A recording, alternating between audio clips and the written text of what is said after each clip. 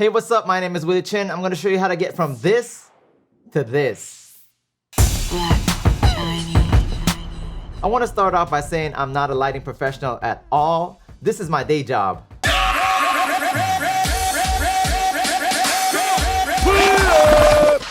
I'm sure the pros can see my errors, or any pros watching this video, let me know how I did, you know what I'm saying? At the end of the day, you just want results, and I think I got some good results, so I'm gonna show you and share with you my results. Alright, if you don't want to listen to too much talking and you want to fast forward straight to the point, here are the timestamps. Tips to get good results. Ask questions if you know anybody in that field, like music or video. Ask them what they do, ask them what equipment they use, ask them what lighting they use, how do they place their lights, as well as do your own research, like watching YouTube videos like this one. Don't forget to subscribe.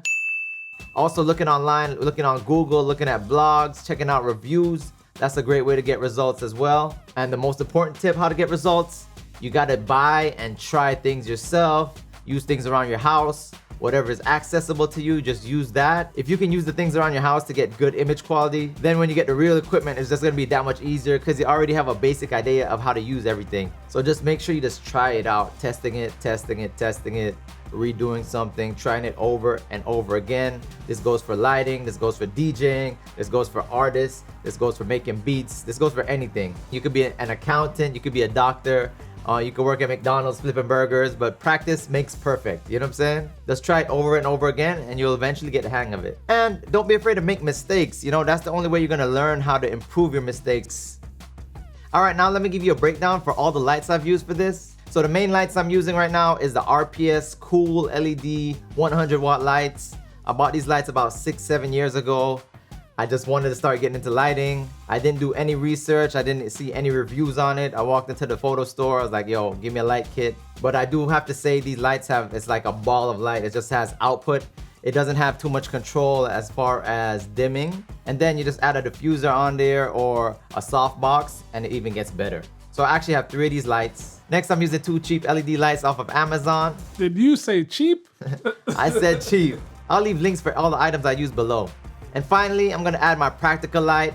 This light is my favorite light. It's only $12. I bought it at Home Depot. I don't know if it was on sale or that's the regular price. Go check it out. This is a RGB light. It comes with an app. It has like full control. You can set your colors. You can set the intensity. So this light behind me actually turned the intensity way down just so it's not overpowering my scene. So yeah, once again, this is a must-have in your kit. It's the Philips Hue bulb. I'm not sponsored by any of these brands I'm mentioning right now. These are the lights I have, accessible to me, and this is what I'm using, all right? All right, so this is my normal setup at home, but I decided to challenge myself, see if I could go to a different environment and set up a new setup. So that's why I'm here at this studio. This is Super Dupe Studio. Big up Super Dupes. Thank you for allowing me to use your space and giving you a nice light setup for your studio. All right, so here's a list of all the lights I've used. Okay, now let's put these lights to work. Let me show you exactly what I did and how I set it up.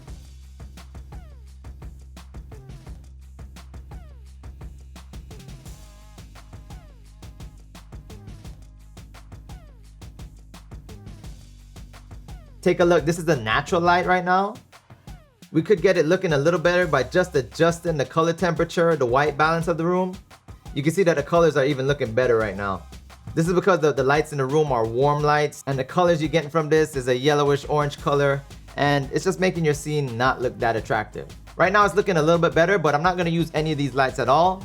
So I'm gonna turn off all the lights so we can have full control of the lights. If you have a window and light is shining through it, you might want to cover it up with like a black sheet or a black curtain or a blackout curtain. You don't want any unwanted light spills. Unless that's the look you're looking for, and that's an entire different story, entire different setup. So now I'm gonna add my first light, which is the key light. Quick definition for that is your main light for your subject. You're gonna light your subject with this light. I'm using an RPS Studio Cool LED 100 for this, with a softbox with a grid so it doesn't spill. And then I have it placed like at this angle, maybe like a 45 degree. Is that like 45 degree? So you can see that the key light by itself is already looking better than the natural light in the room. And you can see the colors looking better, everything's looking better. So if you're all right with this look, you only need one light, you only need this light. But let's go a step further. The shadows on my face, I wanted to get rid of them a bit, soften them up a bit. So I'm gonna add in my second light, which is a fill light. So the fill light is basically for your shadows, lighten your shadows, but not interfere with your main light or your key light. All right, so you can see the difference with and without the fill light. All right, so it's already looking good, but now I'm gonna add a third light, which is your backlight or your hair light or rim light. Now let's see how that looks. We're not done yet. I'm gonna add a little bit more sauce. I'm gonna add a practical light. So practical lighting is more lighting for your scene and not your subject. It's just to give your scene a little oomph, a little, you know, voila. This is all based on your flavor or your style or what you want to see. Let me add the ultimate sauce, tie everything together. Boom. Put in a little color lights, a little RGB. So that's how I did my light. I hope you learned something. I hope you tried this at home. I hope you test it out for yourself. Also, I have a little bonus. You gotta be careful when you're doing lighting and you have reflective surfaces.